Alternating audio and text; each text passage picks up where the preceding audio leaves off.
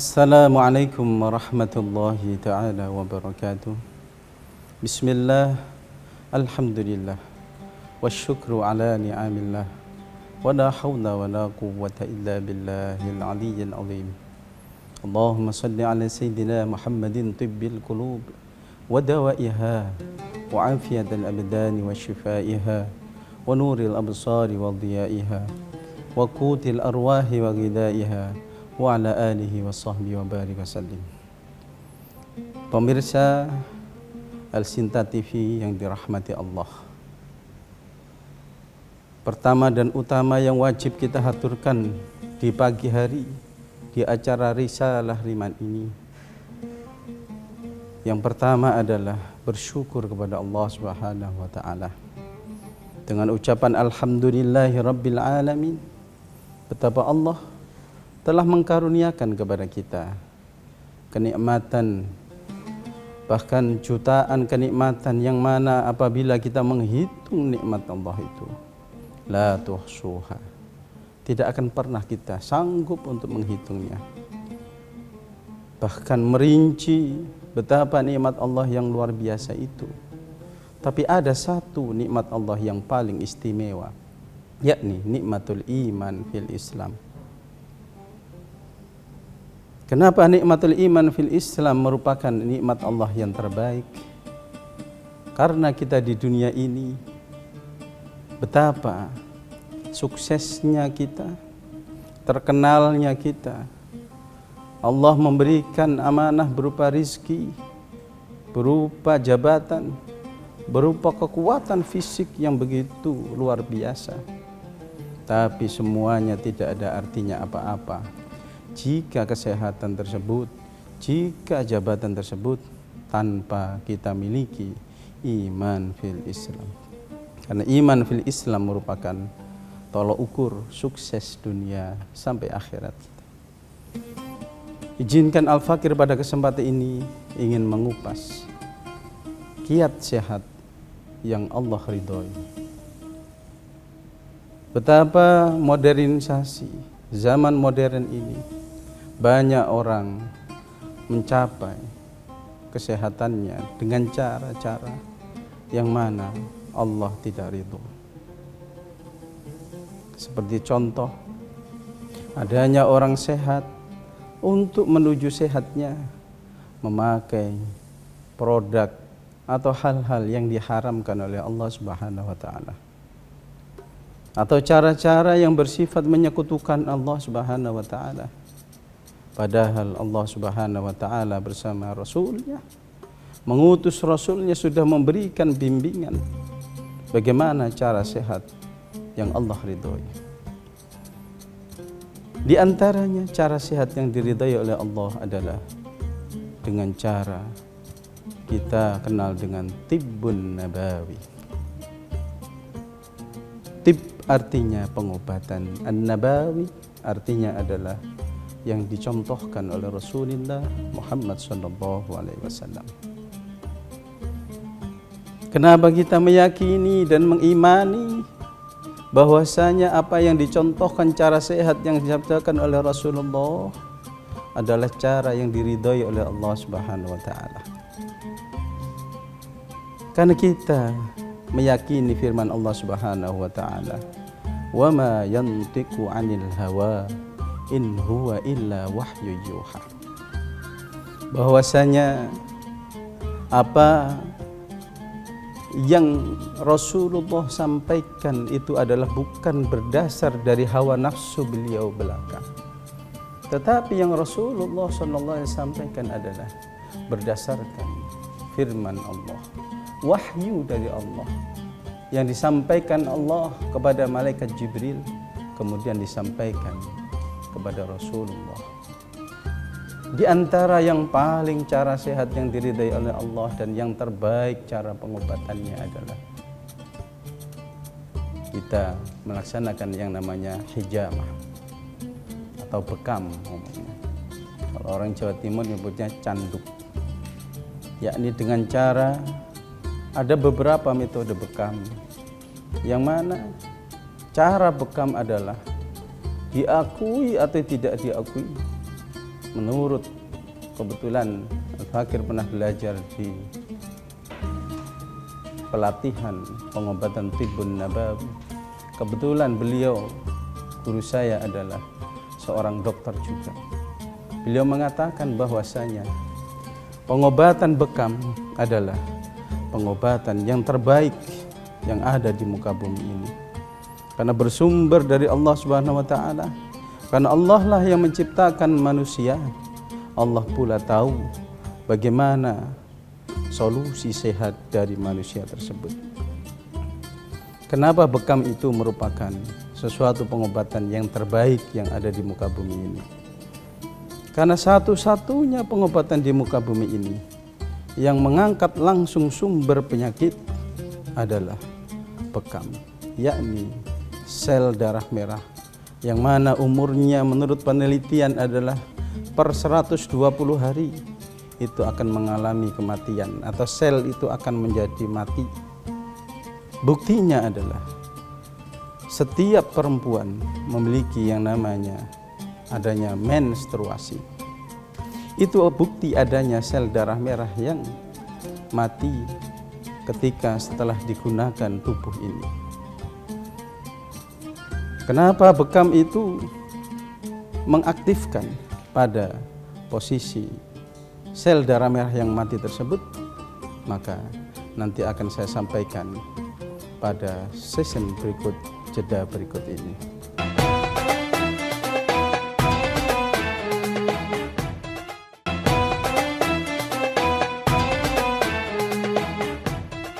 Permisa Al-Sinta TV yang dirahmati Allah, mudah-mudahan senantiasa dirahmati Allah selalu.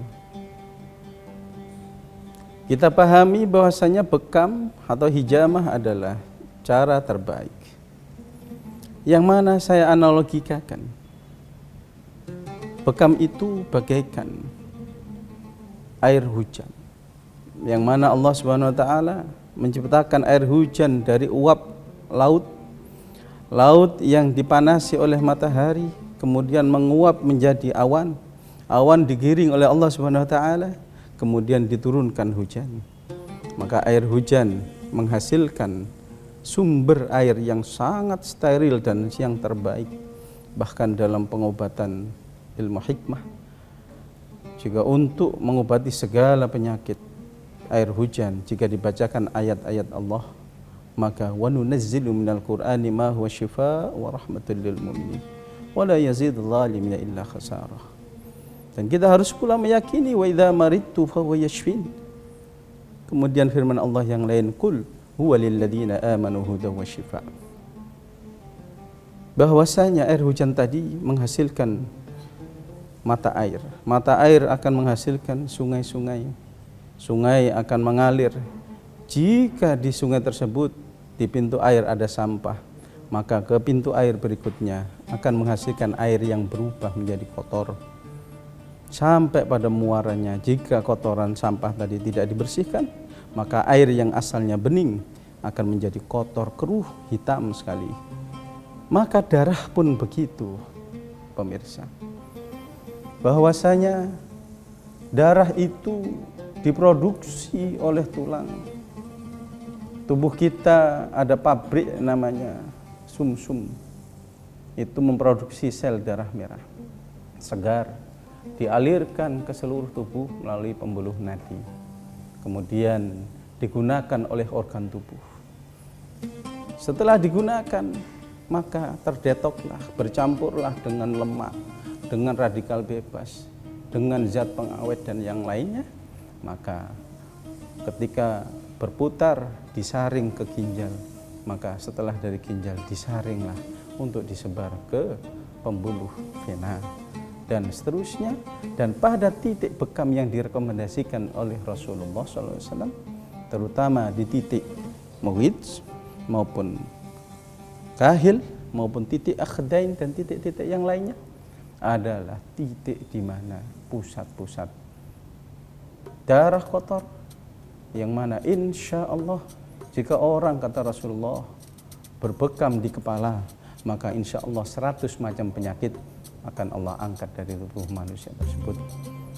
jika berbekam di tengkuk atau kahil, maka 72 macam penyakit insya Allah Allah bebaskan dari manusia tersebut. Dan faktanya di rumah sakit yang banyak mengisi rumah sakit itu penyakit-penyakit kronis, penghuninya adalah mayoritas laki-laki.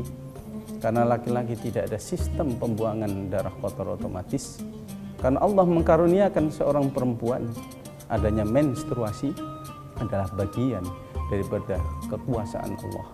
Kenapa perempuan itu menstruasi? Karena perempuan adalah tempat tumbuh kembangnya benih manusia. Sebagaimana kita bercocok tanam, kalau media tanamnya itu subur, maka tanaman yang kita tanam akan tumbuh dengan subur. Maka jika laki-laki tidak berbekam, maka disunnahkan bagi laki-laki maupun perempuan untuk menjaga kesehatan, terutama bagi laki-laki, berbekamlah pada tanggal-tanggal sunnah, yakni tanggal 19, tanggal 21 maupun tanggal 23 bulan Hijriah. Karena pertengahan bulan di saat itu keseimbangan tubuh. Insya Allah setiap kita jika ada sungai sampahnya diangkat, maka insya Allah air itu akan selalu jernih. Sebagaimana tubuh kita, darah selalu berproduksi, maka sampah darah merah selalu diangkat. Insya Allah kita akan sehat.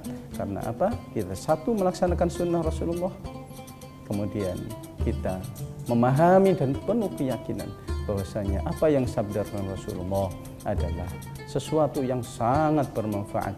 Insya Allah bermanfaat, dapat pahala dan menyehatkan tubuh kita.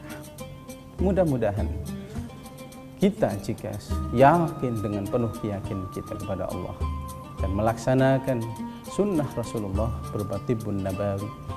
Dan masih banyak cara-cara tibbun nabawi yang lain, ada di antaranya selain penanganan secara ilahiyah, yakni kita meyakini kesembuhan adalah datangnya dari Allah. Kemudian pola penanganannya adalah secara ilmiah, yang mana tidak jauh dari ilmu empiris atau ilmu teknologi kemodernan maupun ilmu tentang kedokteran, kemedisan, sterilisasinya, kemudian peresepan obatnya pun sebaiknya sebagaimana sabda Rasulullah, berobatlah dengan sesuatu yang herbal seperti madu, habbatus sauda, maupun hal-hal yang disabdakan oleh Rasulullah tentang herbal-herbal yang bermanfaat untuk tubuh kita. Mudah-mudahan dengan melaksanakan sunnah Rasulullah kita bisa sehat lahir batin, sukses dunia akhirat. Insya Allah kita mendapat pahala, mendapat ridha Allah Subhanahu wa Ta'ala.